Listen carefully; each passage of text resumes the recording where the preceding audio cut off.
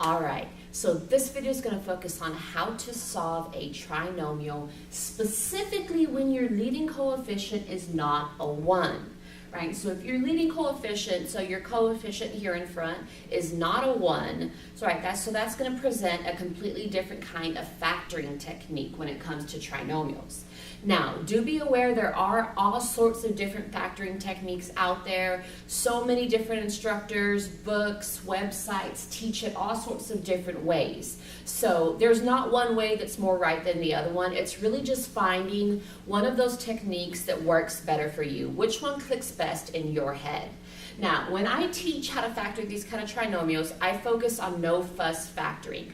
Just because regardless what your trinomial looks like, no-fuss factoring will factor all of them. Instead of me needing to learn one technique to do this kind, a different technique to do this kind, no-fuss will do it all. And for me, that just makes life so much easier. Why not go with that?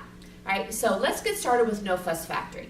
So first off, regardless what kind of factoring technique you are going to use, the first thing you should always check for when it comes to factoring is there a greatest common factor? So you do need to get in the habit of always looking for that. Sometimes you will have a greatest common factor. For this particular example, we don't. We have absolutely nothing in common with our numbers, and we do not have a variable in each of our terms. So we're going to jump straight into no-fuss factoring technique.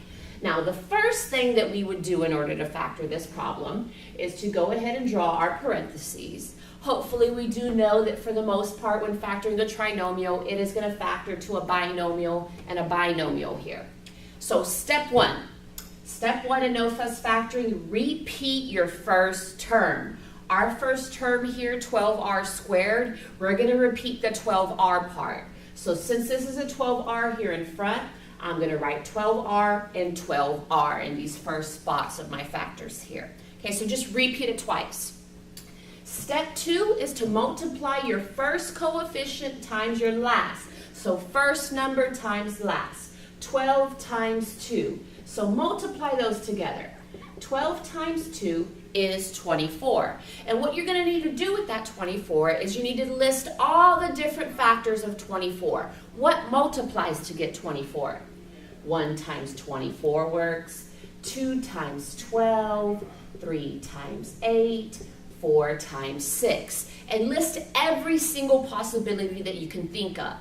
Now what we're looking for is we're hoping to choose one of these here that's going to either add or subtract to get our middle term. So our middle term here is a 5. We don't care if it's a positive 5 and negative 5 for right now. We just want the number. So we want the 5. So looking at these combinations here, which combination of numbers would add or subtract to give us a 5? And looking here, 1 plus 24, 24 minus 1, 2 plus 12, 12 minus 2, and so on, going through your list until you find that magic combination. For us, it would be the 3 and the 8, since 8 minus 3 definitely gives us a 5. So I'm going to plug those here into my problem. The next thing that we focus on is what signs are we going to put here? Are we going to put plus or minuses? And the easiest thing to always start with when it comes to your signs is this rule right here. Whatever sign your middle term has, the bigger number must have it. That works every time. Doesn't matter what factoring technique you're talking about. So whatever sign the middle term has, put it with a bigger number. So 8 is definitely bigger than 3, so I'm going to put the minus with the 8. Then the next thing you look at is your last term here, and your last term is negative.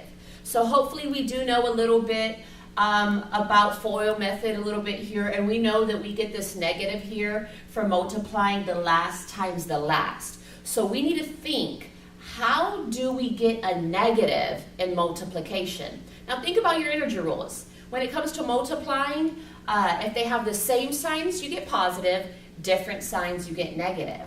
I have a negative, which means I have to have different signs. So since this is a negative, and I have to have different signs, that means this one must be a plus.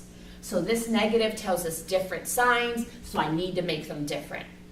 Now the last step in no-fuss factoring is this. So we're almost done, right? We have everything filled in.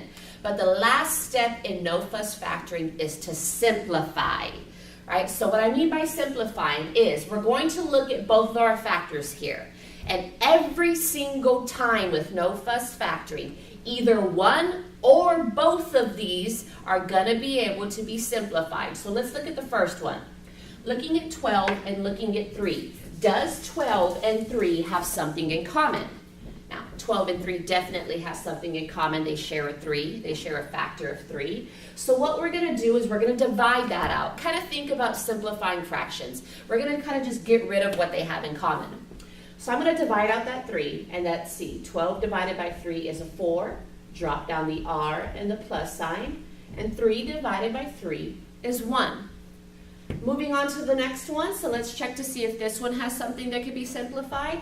And looking at a 12 and an 8, well, hey, they have a 4 in common there. So I'm going to divide out the 4 here. 12 divided by 4, that's going to leave us with a 3R there. Minus 8 over 4 is a 2.